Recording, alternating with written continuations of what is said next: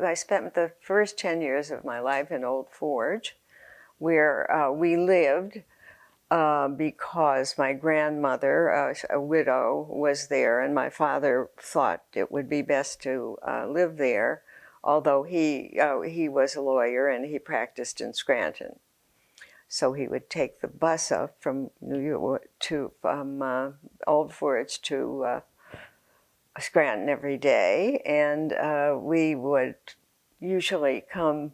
We would come to eat at Prino's about once a week.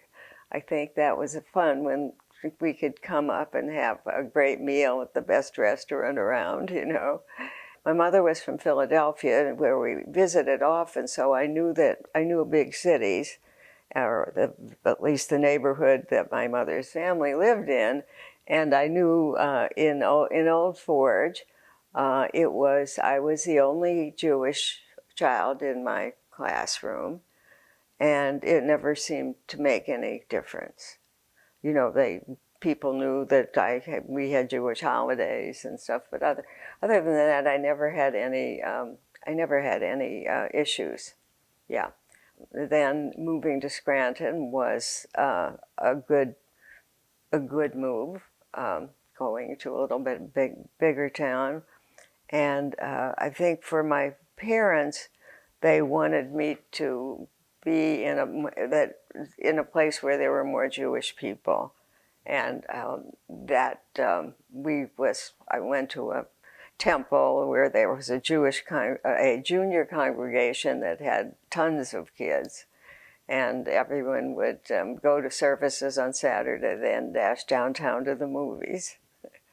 And so it was a good life. It was a good life. High school, Scranton Central High was a very good school. There were lots of smart kids in it.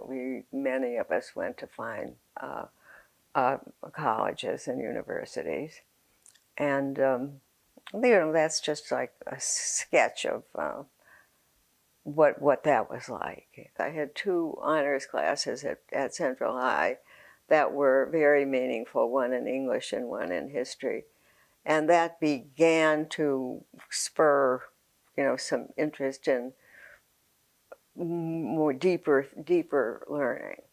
So Mr. Ferber, very wonderful in history, and Mrs. Stromberg in English. These 2 were the real educators that I had, yeah, and that was great, yeah. And as a result, I mean, the kids in my class, many of them went to fine schools, yeah.